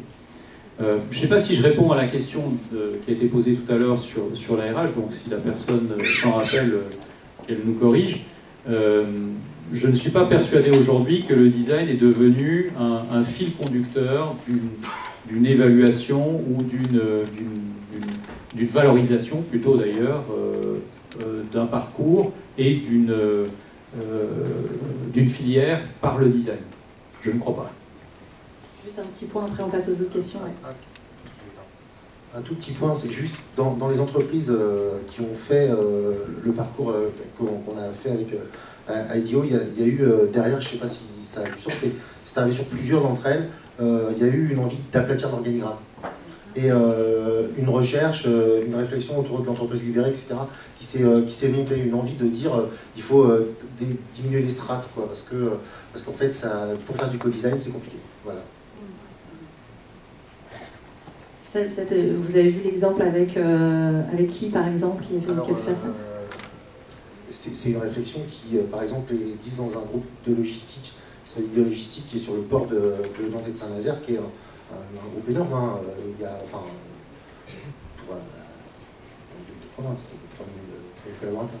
Et où le président s'est mis vraiment ça à l'esprit. Et puis sur d'autres boîtes plus petites du monde du numérique, il y a beaucoup de S2I à Nantes et où ils se sont mis à essayer d'enlever des niveaux de hiérarchie parce que ça rendait le co-design complexe. Donc c'est une réponse sur la question des organisations. C'est effectivement, le plus il y a de niveaux, le plus c'est compliqué, quoi. Ouais, pas seulement pour le bien-être au travail, mais pour l'agilité de l'organisation, d'enlever les niveaux chef. Ouais. Okay. Vous avez évoqué les concepts de sustainabilité et les concepts d'économie circulaire. Ma question est, est-ce qu'on a une chance d'infléchir le comportement des industriels pour faire des produits réparables plutôt que jetables? Parce que si on veut mettre les décideurs face aux réalités, je vous conseille d'aller voir la déchetterie du pont du Garigliano. Quand vous voyez les produits qui sont jetés là, sur lesquels il y a une petite pièce cassée et tout le reste de l'imprimante, du téléviseur est en parfait état, on a un gâchis de matière et d'intelligence absolument dramatique. Donc est-ce qu'on va un moment revenir au bon sens paysan de recyclable? Je pense qu'il faut une dose d'humilité. Comme disait Maury Larivière tout à l'heure, qu'on parle de Cradle to Cradle, qu'on parle des ouvrages de Victor Papanek ou de Schumacher il y a quelques années, on est tous conscients de ça. On est tous relativement, à mon sens, bien formés. On a des notions d'éco-conception. On est citoyens et acteurs de la planète. Et donc, je pense que les designers se posent les bonnes questions. Quand je parlais de dose d'humilité, c'est vrai qu'on a un peu tendance, et on le sent bien dans nos propos, on se retrouve dans des organisations où il faut challenger tout ça. Et on peut le challenger jusqu'à un certain point. On arrive à faire effectivement un petit peu évoluer les choses, mais franchement, en me regardant dans la glace le soir, je ne peux pas dire qu'on a fait suffisamment. Et je pense que c'est effectivement oui, j'aurais peut-être jusqu'à dire une souffrance de pas mal de designers aujourd'hui. De se dire, je ne suis peut-être pas, et donc des écoles qui, de manière très claire, déclarent qu'elles souhaitent former des designers qui prendront donc une dimension, enfin une posture quasi politique dans leur pratique de leur métier, qu'ils soient intégrés, comme je le suis moi, ou qu'ils soient consultants auprès de petites entreprises, de grosses entreprises, voire de communautés, de collectivités, d'États. Effectivement, on a, je crois, de l'espoir. Enfin, moi, pour répondre, puisque c'est la question, est-ce qu'on peut se permettre d'être un petit peu confiant dans l'avenir? Je pense que ça fait suffisamment longtemps qu'on se pose des questions. Certains directeurs, si je prends par exemple le cas de l'entreprise que je viens de rejoindre, qui est Philips Lighting, aujourd'hui, on est passé à des LED. Vous savez qu'aujourd'hui, on est capable de faire des sources lumineuses qu'on ne changera vraiment que très tard. Donc forcément, on peut se dire, je peux transformer ce qui était un business model d'avant, où je vendais une source lumineuse avec son luminaire, avec tout le reste, et que je changeais beaucoup plus régulièrement qu'aujourd'hui. Aujourd'hui, on se retrouve en fait plus dans un contexte où les entreprises sont forcées de penser au service et à cette économie circulaire. Je veux dire, depuis 2000, depuis le livre Cradle to Cradle, qui vraiment remettait les pendules à l'heure et disait le produit peut se transformer en service. Je crois que la grande majorité des designers, en France on est peut-être un petit peu de retard parce que le livre n'est toujours pas traduit en français, entre autres, mais il est traduit en français maintenant. Le premier Cradle to Cradle a été traduit en français, mais il n'y a pas si longtemps que ça. Alors. Ouais, il a été écrit en 2001, donc il a fallu attendre un peu de temps alors qu'il était déjà traduit en coréen, en chinois, etc., en espagnol, en portugais. Et c'est plus par un besoin qu'on va finir par y arriver. Enfin, je veux dire, les deux auteurs le disaient très clairement, Brangart et McDonald disaient on arrivera à faire bouger les choses à partir du moment où il y aura un bénéfice pour l'entreprise. Et ces bénéfices, ils peuvent exister. je veux dire, exactement comme vous le disiez, je transforme ceci non plus en un produit qui va aller dans un tiroir chez moi une fois qu'il y aura le nouveau modèle qui sera sorti, mais justement je fais revenir l'utilisateur avec beaucoup de plaisir d'ailleurs pour récupérer le nouveau produit et je me débrouille pour que l'ensemble des composants et des technologies qui sont utilisées là-dedans puissent être parfaitement utilisables. C'est pas utopique, et on le sait bien, mais force est de constater qu'aujourd'hui, on continue d'être dans une société de consommation où le design ne nous a pas aidés. Maury, à la Sustainable Design School, vous avez beaucoup d'expérience sur l'économie de fonctionnalité et comment ça avance. Oui, alors, je répète ce que je disais tout à l'heure sur l'espoir que de voir cette génération de jeunes qui sont extrêmement impliqués, qui ont déjà complètement tout compris dans cette approche collaborative. J'ai un exemple très intéressant, je parlais tout à l'heure de Mark van Petegem, qui est un des cofondateurs de l'école, architecte naval, et qui lui aussi a monté une ONG qui travaille notamment au Bangladesh, et la question qui était posée, au Bangladesh, c'est la plus grande flotte de bateaux de pêche au monde pour un pays, c'est 5000 bateaux, mais des bateaux faits dans des bois de mauvaise qualité. Et quand il y a des typhons et des périodes de climat difficiles, il y a au moins 10% de ces bateaux qui sombrent, et il y a pas moins de 1000 morts tous les ans à cause de la qualité de ces bateaux, et ça touche des pêcheurs qui sont des gens pauvres de ce pays-là.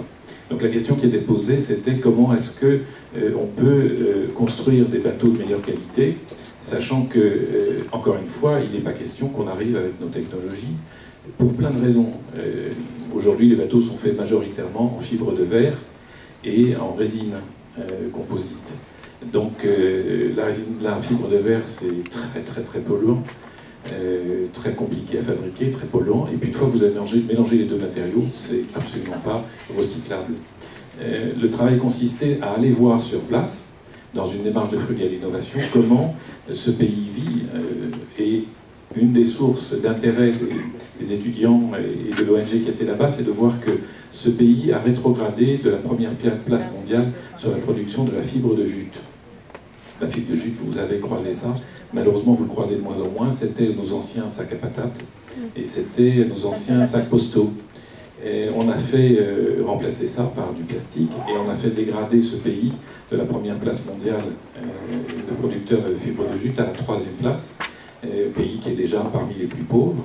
Et la question s'est posée, comment est-ce qu'on pourrait imaginer non pas les bateaux en fibre de verre, qui sont des technologies encore une fois inutilisables, mais utiliser des savoir-faire locaux, qui est cette fameuse fibre de jute, qui est un produit naturel. Et le travail a consisté à imaginer là techniquement des façons de faire des bateaux en fibre de jute et non pas en fibre de verre. Et aujourd'hui ça fonctionne, les essais ont fonctionné, il y a eu des bateaux qui ont été des bateaux d'essai, et puis maintenant c'est une production locale faite avec des savoir-faire locaux dans une démarche de frugale innovation.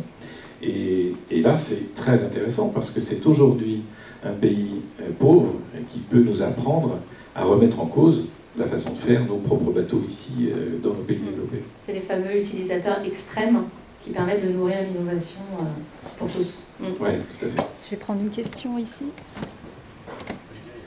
Ouais, je vais là-bas après. Bonjour, merci de vos témoignages. Est-ce que l'association dont vous parlez s'appelle Gold of Bengale, par exemple? Ok, non, mais je me permets de le citer parce que c'est très intéressant et j'invite ceux qui ne la connaissaient pas à regarder, et notamment son fondateur, Corentin de Châtel-Perron, a une vraie position intéressante sur tout ça. Donc si vous voulez, Gold of Bengale, comme l'or du Bengale. Oui, il y a eu un thalassa sur lui. Donc exactement. Il y a le projet Nomade Mer aussi qui va être très intéressant et qui est à l'école collaborative et innovation frugale. Mais c'était juste pour terminer. Moi, la question que j'avais à vous poser, c'était sur les limites. Ce dont on parle là depuis tout à l'heure, c'est très intéressant, notamment le co-design qui va aller jusqu'à éliminer les lignes hiérarchiques. Il y a eu aussi c'est une démarche qui recoupe des thématiques d'intelligence collective, par exemple. Il y a eu sur Arte un documentaire sur le bien-être au travail avec des exemples chez toutes les autres organisations qui ont aussi été jusqu'à éliminer les lignes hiérarchiques. Je ne sais pas si ça a été pour du co-design ou ça qui a en tout cas été à l'initiative. Je ne pense pas non plus. Mais je me pose quand même la question de ces limites. Enfin, jusqu'où tout ce que vous dites ou ce dont on parle ce soir peut s'arrêter? Enfin, à quel moment peut-être faut-il garder la posture du décideur, arrêter le temps de réflexion pour quand même tester le produit constamment peut-être, jamais s'arrêter de le tester, de le produire, mais voilà, est-ce qu'il y aurait des limites quelque part jusqu'où on pourrait avoir un contre-exemple de tout ce dont on parle?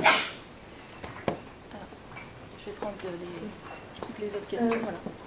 Je voudrais savoir vos opinions sur la façon de pratiquer le design, appliquer le ancien design en France.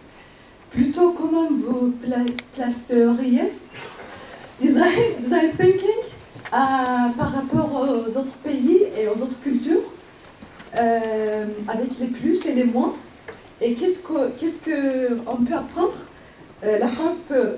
qu'est-ce qu'on peut apprendre, et après qu'est-ce que la France doit développer dans ce sens. On en parlait pendant la prépa. En effet, au Brésil, il y a 12 étapes dans le design thinking. Et en France, il y en a 4 normalement. Donc il y a vraiment des approches différentes. Je vais prendre les autres questions et on va y répondre.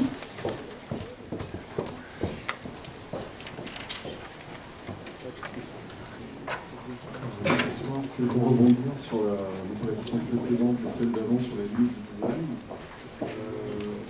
Quelqu'un a dit que le design par essence c'est soutenable, c'est-à-dire sustainable design. En même temps, on comprend que les designers dans leur pratique, pour essayer d'amener des pratiques écologiques ou des services écologiques dans le cadre des entreprises, se trouvent confrontés à des limites qui sont les limites du réel. On a parlé aussi de la dimension politique du design. Je pense qu'effectivement, si on veut passer à un monde soutenable et une transition écologique véritable, forcément qu'il y a des enjeux politiques qui dépassent le simple cadre des entreprises. Alors, je ne sais pas pour ma présentation, mais je suis le référent numérique des Amis de la Terre, qui est une grande ONG écologique. Donc, évidemment, j'ai un point de vue un peu subjectif là-dessus, quelques idées.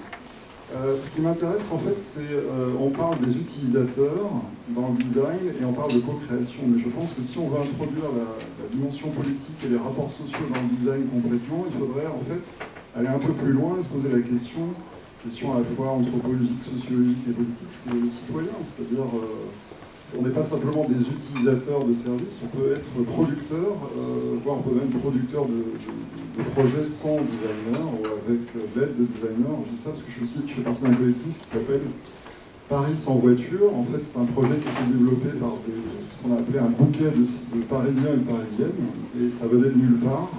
On s'est inspiré de ce qui s'est passé à Bruxelles et on a contacté la mairie de Paris, on a négocié avec eux, on continue à négocier avec eux, et on les bouscule. D'ailleurs, ils nous disent souvent, c'est incroyable à quel point vous êtes préparés en avance, vous avez des idées, et en fait, les services ont du mal à suivre. Donc voilà, c'est à la fois une question, des remarques et des exemples. Et merci. J'aimerais bien que vous rebondissiez là-dessus. Merci. Merci. Je vais prendre d'autres questions et puis on va s'arrêter là sur les questions. Il y a juste une ici.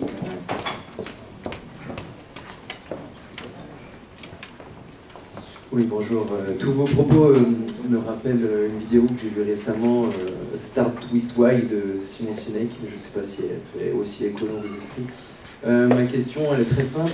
Est-ce qu'il vous arrive de travailler sur l'optimisation des postes de travail sur les chaînes de production ou dans l'industrie même? Si c'est dans l'intérêt du mec qui est sur le poste. Donc alors, on va reprendre les questions sur... il y avait la question des limites de ces approches qu'on a évoquées. Le design thinking à l'international, voilà. Les contrastes. Et la production au-delà de l'usage. La production au-delà de l'usage, et puis surtout aussi, il y avait une question là-bas qui est l'introduction de la sphère politique, anthropologique, sociétale à l'intérieur des questions de design. C'est une vaste question. Sur laquelle des gens avec des têtes très très bien faites passent des années à écrire des choses. Donc je m'attachais donc à faire court, comme je l'ai annoncé en début de... Donc, je pense qu'on peut commencer par la perception du design thinking à l'international pour aller très vite sur les limites. Je pense que, effectivement, mais ça rejoint votre question aussi, c'est que finalement les limites elles sont dans... Et c'est pour ça je pense qu'il y a cette conférence. N'hésitez pas à me couper pour amender ou contredire. J'ai aucun souci d'avoir tort. C'est mon métier. Avoir tort, c'est mon métier, c'est pas mal.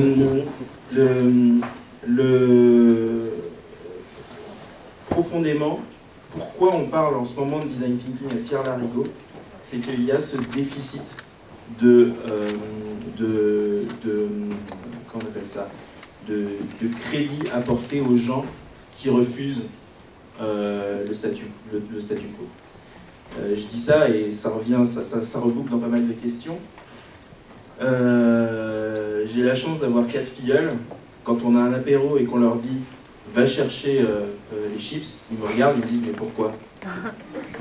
Et les 4 sont comme ça. Et ça va aussi dans le sens de votre question. Est-ce que dans ma pratique aujourd'hui, j'arrive à vraiment adresser ces questions de durabilité, de responsabilité et de citoyenneté? Clairement, je n'ai pas le soutien au niveau de la société. Les gens, il y a une certaine forme de déterminisme, peut-être de manque d'optimisme, qui n'est pas mon cas, parce que le matin je suis très heureux, comme je vous l'ai dit. Peut-être qu'il y a ça qui est un des premiers freins. Peut-être qu'il y a la résignation par rapport au statu quo, mais je sais que moi, j'ai 4 filleuls qui, décidément, ne veulent pas du tout entendre parler de statu quo, de autorité parentale, de choses comme ça, si elle n'est pas motivée, si ça n'a pas un sens, et s'il n'y a pas un objectif derrière qui apporte du bien à toute la famille. Donc on a des conférences de fois, juste pour décider de qui va faire les devoirs à quelle heure. Mais c'est très bien. Moi j'ai l'impression quand je les vois qu'ils sont en train de dessiner la société de demain. Donc voilà. Du coup, la limite par rapport au soutien de la collectivité, elle passe aussi par le fait que il y a... Je sais, c'est la perception qu'en ont les gens à l'extérieur, mes collègues qui viennent d'ailleurs, qui me disent finalement, vous êtes super fort sur le thinking en France. Alors là, le thinking, 525 philosophes au compteur, quand certaines autres sociétés occidentales ont peine d'en avoir 10. En revanche, sur le doing, et c'est ce schisme-là en fait qui est la limite. C'est que effectivement, on fait prendre conscience aux gens que leur posture est peut-être dévoyée, peut-être qu'elle est fausse, peut-être qu'elle n'est pas juste, peut-être qu'il faudrait qu'ils changent. Et si on ne maintient pas cette pression, mais c'est pas à nous seuls de maintenir la pression, c'est aussi à la société de maintenir cette pression. C'est quand on révèle ça, il faut que la société maintienne la pression pour que quand ils rentrent chez eux, c'est comme la gravité. Elle vous ramène et on se dit « Ah non, mais il faut sortir le produit la semaine prochaine, on n'a pas le temps de changer les spécifications. » On n'a pas le temps de changer le moule d'injection plastique, on n'a pas le temps de changer de fournisseur de billes de plastique, et ce genre de tas de choses. Voilà. On essaie de s'attacher à suivre le projet de bout en bout, dès l'initiation. Souvent, parce qu'on challenge tout. Monsieur Harry, il dit « Je veux un site internet », on dit « Mais pourquoi ?» Génération Y, pourquoi? Parce que mon copain a un site internet, mais pourquoi? Parce qu'il a un restaurant, enfin bref, on a toutes ces considérations et on essaie d'aller jusqu'au bout, jusqu'à la livraison du produit, de l'objet. En général, il prend un site internet, il repart avec des tables et des chaises, et c'est tout l'intérêt. Et on essaye de suivre jusqu'à la production et le cycle de vie complet de ces choses-là quand on nous en laisse l'opportunité. Et on se bat bec et ongle parce qu'on n'est pas satisfait du statu quo. Mais à un moment donné, un mur se ferme et une acceptation du changement qui est quand même, il y a une certaine forme d'inertie qui est difficile à transgresser. Mais j'ai 4 filleuls et je pense que c'est quelque chose qui, enfin, en tout cas à mes yeux, c'est quelque chose qui est en train de changer. Moi, je veux bien devenir ton 5e filleul. Pour revenir sur la question de tout à l'heure, sur ce que nous pourrions, dans nos expériences collectives, voir comme différence, et je crois que dans la question était inclus peut-être les qualités, les avantages et les inconvénients. Bon, je crois que quand tu parles de thinking, tu as tout à fait raison. Moi, je constate quand même que les designers formés en France sont, en règle générale, incroyablement susceptibles, capables et engagés dans une réflexion où on pose la question des paradigmes qui existent et on essaie de développer d'autres hypothèses, c'est quand même ça qui est important aussi. Ça, c'est quand même une partie du doing aussi. Dit autrement, la perception que nos collègues étrangers ont de nous, c'est les fouteurs de merde. Encore, Exactement, oui. C'est les fouteurs de merde, tu disais. Oui, peut-être. Mais là, moi, je me permettrais aussi de dire, pour avoir quand même assez longuement pratiqué le design, avec d'abord dans des entreprises françaises, des collègues étrangers, mais aussi à l'étranger, avec des Nord-Américains, avec d'autres Européens, avec des Asiatiques.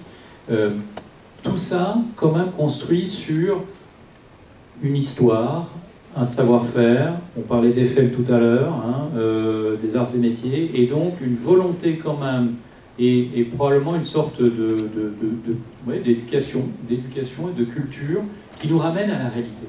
C'est-à-dire que, et là je reviens sur quelque chose qui est peut-être très subjectif, mais je pense qu'on partage tous assez, je verrai toujours la différence entre un designer français qui a plutôt tendance à essayer de réaliser des choses réalistes, faisables, alors que je constate quand même que dans d'autres cultures, on se donne plus l'opportunité de rêver et de faire des choses qui ne soient pas forcément en réponse au cahier des charges qu'on s'est donné. Hein, un cahier des charges qu'on a reçu peut-être, ou un cahier des charges qu'on s'est donné. Voilà. Je pense qu'il faut quand même aller jusqu'au bout du propos. Ce n'est pas que le fouteur de merde et le thinking et rien dans le doing. Je pense quand même que notre culture art et métier et donc ce que j'appellerais peut-être une sorte de bonne éducation. Hein. On a peut-être la volonté de bien faire et c'est certainement la culture de la belle œuvre qui continue quand même d'exister dans notre quotidien. Et elle est reconnue à l'étranger, ça.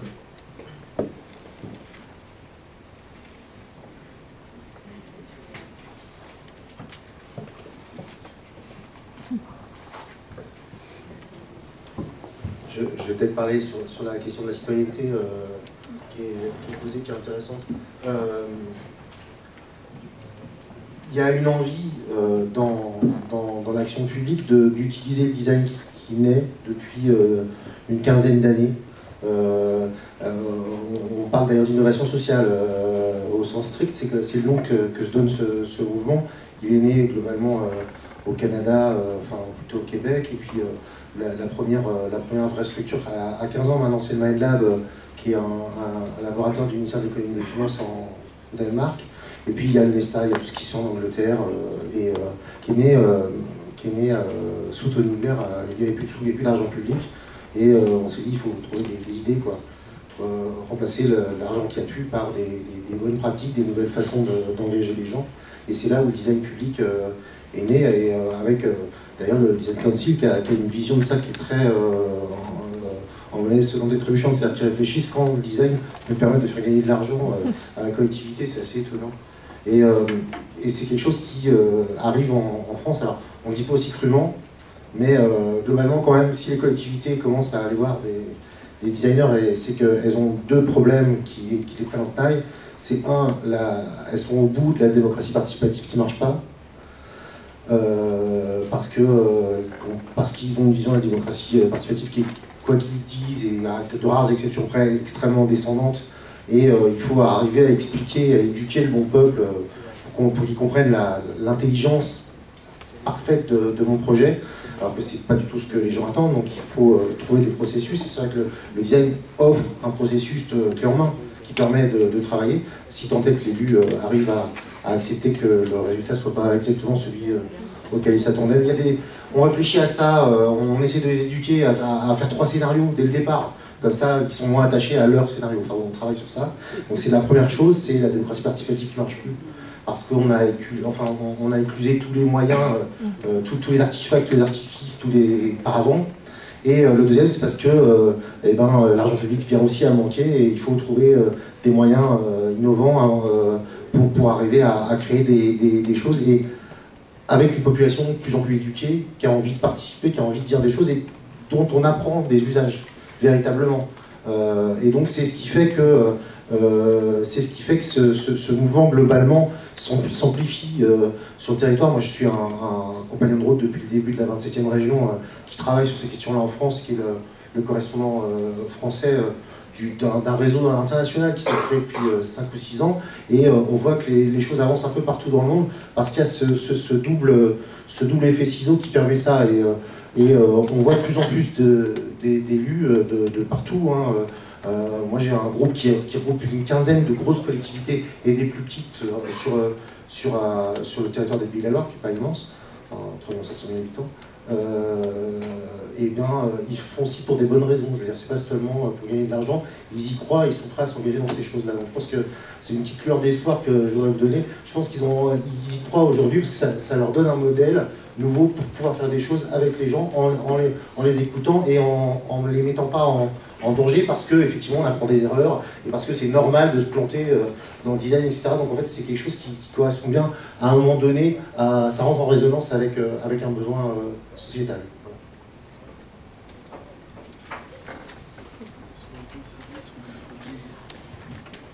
Je crois que vous savez tout ça. En 1993, grande réunion des grands pays du monde sur la question du développement durable et de l'engagement politique du monde pour essayer de changer les choses. 2013, Rio plus 20, oui, cette première réunion avait eu lieu à Rio, donc 2013, 20 ans après, Rio plus 20, constate que les politiques n'ont pas engagé ce qu'il fallait faire, en tout cas les programmes qui avaient été décidés. Et ce qui ressort de cette réunion, c'est que finalement les acteurs du développement durable, c'est vous et nous. Et c'est les petites collectivités locales, c'est les mairies qui se trouvent devant des problèmes d'économie, des problèmes d'existence et qui prennent les décisions les plus intéressantes. Donc voilà, c'est pour ça qu'il faut, nous ce qu'on essaye de faire aussi dans les écoles, c'est engager cette ouverture sur cette écoute de l'individu, la participation des gens à leur vie quotidienne, à leur capacité d'être créatifs. Pour parler de pays qui sont très en avance, le Brésil, je ne veux pas faire un décrescendo des pays qui seraient les leaders, mais on entend de plus en plus parler de ce pays-là qui est très ouvert. Je pense que vous connaissez tous la ville de Curitiba, qui a décidé, là aussi, décision de son maire, de faire qu'il n'y ait plus un seul chômeur dans cette ville et que tout le monde soit investi d'un travail, souvent dans les quartiers même. C'est aussi un pays où je crois qu'à São Paulo, il y a un Fab Lab par quartier et que ces Fab Labs sont considérés comme les nouveaux bistrots, c'est-à-dire des lieux où on se rencontre, où on échange. C'est pas seulement pour venir résoudre un problème technique, mais c'est pour échanger ensemble et trouver des solutions à ces problèmes du quotidien. Et donc d'être soi-même créatif, soi-même entrepreneur de sa propre vie et de ses propres façons de mieux vivre demain.